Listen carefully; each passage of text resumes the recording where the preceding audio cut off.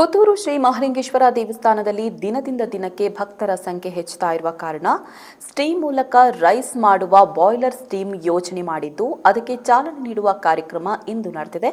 ಈ ಬಗ್ಗೆ ಶಾಸಕ ಅಶೋಕ್ ಕುಮಾರ್ ರೈ ಮಾತನಾಡಿ, ಮಹಾಲಿಂಗೇಶ್ವರ ದೇವಸ್ಥಾನಕ್ಕೆ ದಿನದಿಂದ ದಿನಕ್ಕೆ 3,000 ರಿಂದ 5,000 ಭಕ್ತರು ಆಗಮಿಸ್ತಾ ಇದ್ದು ಅನ್ನದಾನ ಪ್ರಸಾದವನ್ನು ಸ್ವೀಕರಿಸ್ತಾ ಇದ್ದಾರೆ.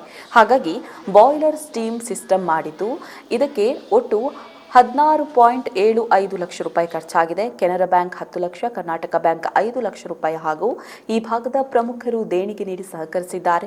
ಇನ್ನು ದೇವಸ್ಥಾನವನ್ನು ರಾಜ್ಯ ಮಟ್ಟದಲ್ಲಿ ಗುರುತಿಸುವ ರೀತಿ ಅಭಿವೃದ್ಧಿ ಕಾರ್ಯಗಳನ್ನು ಮಾಡ್ತೇವೆ ಎಂದಿದ್ದಾರೆ. ಇನ್ನು ವ್ಯವಸ್ಥಾಪನಾ ಸಮಿತಿ ಅಧ್ಯಕ್ಷ ಪಂಜಿಗುಡ್ಡೆ ಈಶ್ವರ ಭಟ್ ಮಾತನಾಡಿ, ದೇವಸ್ಥಾನದ ಅಭಿವೃದ್ಧಿಯೇ ನಮ್ಮ ಗುರಿಯಾಗಿದ್ದು ಕೇಸ್ ಬಗ್ಗೆ ತಲೆ ಕೆಡಿಸಿಕೊಳ್ಳೋದಿಲ್ಲ, ಎಲ್ಲವನ್ನ ಮಹಾಲಿಂಗೇಶ್ವರ ದೇವರು ನೋಡಿಕೊಳ್ತಾರೆ ಎಂದಿದ್ದಾರೆ.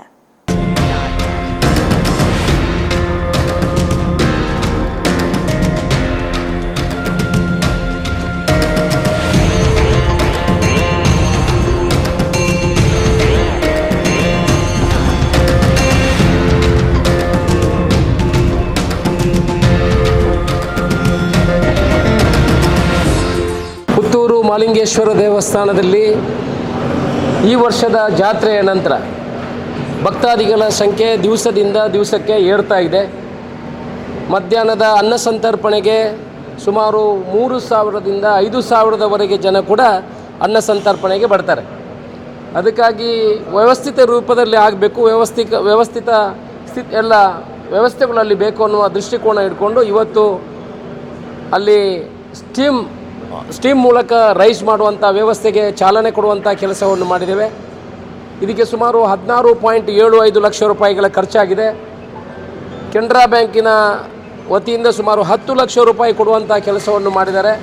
ಅದೇ ರೀತಿ ಕರ್ನಾಟಕ ಬ್ಯಾಂಕಿನಿಂದ 5 ಲಕ್ಷ ರೂಪಾಯಿಯನ್ನು ಕೊಡುವಂಥ ಕೆಲಸವನ್ನು ಮಾಡಿದ್ದಾರೆ.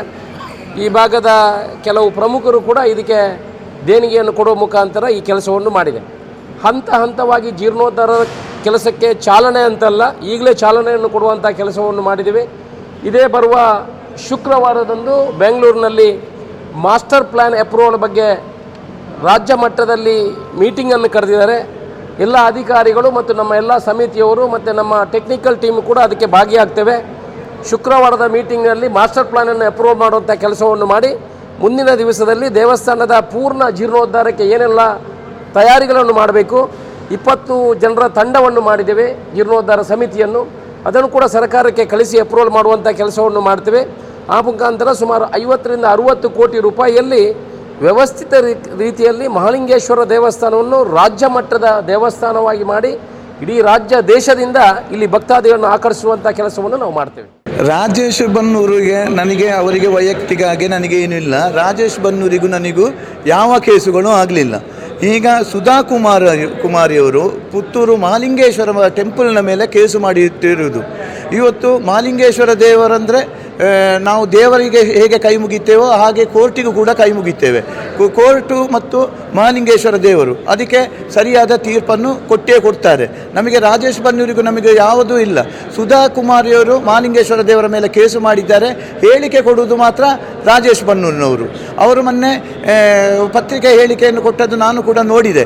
ಅವರು ಏನು ಹೇಳಿದ್ದಾರೆ, ಅಲ್ಲಿ ಕೋರ್ಟ್ ಆರ್ಡ್ರ್ ಆದ್ದೇನು, ಅವರು ಹೇಳಿದ್ದೇನು, ಈ ಕೋರ್ಟ್ ಆರ್ಡ್ರ್ ಆದ ಈಗ ಅಲ್ಲಿ ಅವರನ್ನು ಹೊರಗೆ ಹಾಕಲಿಕ್ಕೆ ಅಲ್ಲಿ ಯಾರೂ ಇಲ್ಲ. ಈಗ ಆ ಜಾಗೆಯಲ್ಲಿ ವಾಸ್ತವ ಇಲ್ಲ. ಬಿಲ್ಡಿಂಗ್ ನನ್ನದು, ಜಾಗ ದೇವಸ್ಥಾನದಂತ ಹೇಳಿದ್ದಾರೆ. ಅಲ್ಲಿ ಬಿಲ್ಡಿಂಗ್ ಇಲ್ಲಲ್ಲ, ಈಗ ಜಾಗ ದೇವಸ್ಥಾನದ್ದೇ ಅಲ್ಲ. ಮತ್ತು ನೋಡಿ, ಅವರು ತೀರ್ಪನ್ನು ತಿರುಚುವಂಥ ಕೆಲಸ ಮಾಡಿದ್ದಾರೆ, ತಪ್ಪು ದಾರಿಗೆ ಕೊಂಡೊಯ್ತಾ ಇದ್ದಾರೆ. ನೋಡಿ, ಅಲ್ಲಿ ಅವರನ್ನು ಕಟ್ಟಡ ಕಟ್ಟಬಾರದು ಅಂತ ಹೇಳುವ ಆರ್ಡ್ರ್ ಆಗಿದೆ. ನೋಡಿ, ನಾನು ಆರ್ಡ್ರ್ ಕಾಪಿ ಇಟ್ಟೇ ಮಾತಾಡೋದು.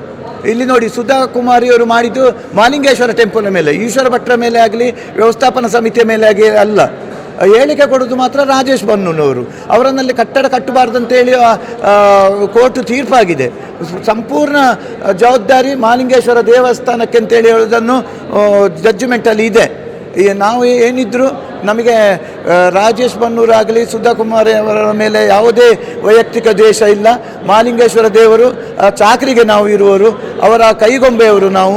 ಏನಿದ್ರು ಕೋರ್ಟು ಮತ್ತು ಮಹಾಲಿಂಗೇಶ್ವರ ದೇವರು ದೇವಸ್ಥಾನಕ್ಕೆ ಅದಕ್ಕೆ ಬೇಕಾದ ವ್ಯವಸ್ಥೆಯನ್ನು ಮಹಾಲಿಂಗೇಶ್ವರ ದೇವರು ನಮ್ಮ ಹತ್ರ ಮಾಡಿಸ್ತಾರೆ. ನಾನು ಅದರ ಬಗ್ಗೆ ಕೇಸಿನ ಬಗ್ಗೆ ತಲೆ ಕೆಡಿಸುವಂತಿಲ್ಲ. ಏನಿದ್ರು ನಮ್ಮದು ದೇವಸ್ಥಾನದ ಅಭಿವೃದ್ಧಿಯೇ ನಮ್ಮ ಗುರಿ. ಇವತ್ತು ನೋಡಿ ಜಾತ್ರೆ ಕಳೆದು 10 ದಿವಸ ಆಯ್ತಷ್ಟೇ. ಶಾಸಕರು ನಮ್ಮನ್ನು ನಿಮ್ಮ ಮುಂದಿನ ಹೆಜ್ಜೆ ಏನಂತ ಹೇಳುವುದನ್ನು ಹೇಳಿದರು. ನಮಗೆ ನಿದ್ದೆ ಇನ್ನೂ ಸರಿ ಬಿಡಲಿಲ್ಲ.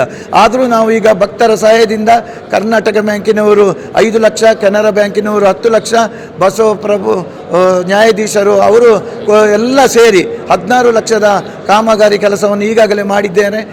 ಬಾಯ್ಲರ್ ಸಿಸ್ಟಮನ್ನು ಮತ್ತು ಇಲ್ಲಿ ಶಾಲಾ ಮಕ್ಕಳಿಗೆಲ್ಲ ಬಿಸಿಲು ಮಳೆ ಬರುವುದಕ್ಕೆ ಕ್ಯೂ ಮತ್ತು ಅಯ್ಯಪ್ಪ ಗುಡಿಯದು 2 ಲಕ್ಷ ರೂಪಾಯಿಯ ಕೆಲಸ ಕಾರ್ಯವನ್ನು 10 ದಿವಸದಲ್ಲಿ ಮಾಡ್ತೇವೆ. ಅನ್ನದಾನ ವ್ಯವಸ್ಥೆ ಅಚ್ಚುಕಟ್ಟಾಗಿ ನಡೀತದೆ. ಇನ್ನು ಮುಂದಿನ ನಮ್ಮದು ಕಟ್ಟೆ ಈಗ 4 ಕಟ್ಟೆ ಕೂಡ ಹೊಸತ್ತಾಗಬೇಕು. ಈಗಾಗಲೇ ಉಡುಪಿಯವರೊಬ್ಬರು ಅದನ್ನು ಹೇಳಿದ್ದಾರೆ. ಸುಮಾರು ಒಂದು ಕಟ್ಟೆಗೆ 15 ಲಕ್ಷ ವೆಚ್ಚ ಬೇಕು ಅಂತ ಹೇಳಿದ್ದೇವೆ. ಆ ಕಟ್ಟೆ ಕೆಲಸವನ್ನು ನಾವು ಈಗ ಪೂರ್ತಿ ಮಾಡಲಿಕ್ಕೆ ಕಾಮಗಾರಿಯನ್ನು ಶುರು ಮಾಡ್ತೇವೆ. ಏನಿದ್ರೂ ನಮ್ಮದು ಮಹಾಲಿಂಗೇಶ್ವರ ದೇವರ ಅಭಿವೃದ್ಧಿ ಬಗ್ಗೆ, ಕೇಸಿನ ಬಗ್ಗೆ ಎಲ್ಲ ನಾವು ಯಾವುದೇ ತಲೆ ಕೆಡಿಸುವುದಿಲ್ಲ. ಅದಕ್ಕೆ ಮಹಾಲಿಂಗೇಶ್ವರ ದೇವರು ನಮಗೆ ಪ್ರೇರಣೆ ಕೊಡುವಂಥ ಕೆಲಸವನ್ನು ಮಾಡ್ತಾರೆ. ಅವರು ಹೇಳಿದಾಗೆ ನಾವು ಮಾಡ್ತೇವೆ. ಹಾಯ್ ಅಮ್ಮ. ಹಾಯ್. ಇವತ್ತು ನನ್ನ ಫ್ರೆಂಡ್ ಒಬ್ಳು ಅವ್ರ ಅಮ್ಮಂಗೆ ಸರ್ಪ್ರೈಸ್ ಗಿಫ್ಟ್ ಕೊಟ್ಲು ಗೊತ್ತಾ? ಬರ್ಡೇನಾ? Special day. ಏನ್ ಗಿಫ್ಟ್ ಕೊಟ್ಲು? ನನ್ನಮ್ಮ ಬೆಸ್ಟ್ ಆರ್ಕಿಟೆಕ್ಟ್ ಅವಾರ್ಡ್ ತಗೋತಿರೋ ದಿನ ನನ್ನ ಕಡೆಯಿಂದ ಪ್ರೀತಿಯ ಗಿಫ್ಟ್.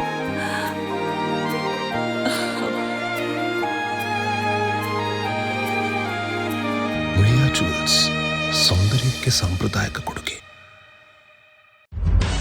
ನಿಖರ ಸುದ್ದಿ, ಸದಭಿರುಚಿಯ ಕಾರ್ಯಕ್ರಮ.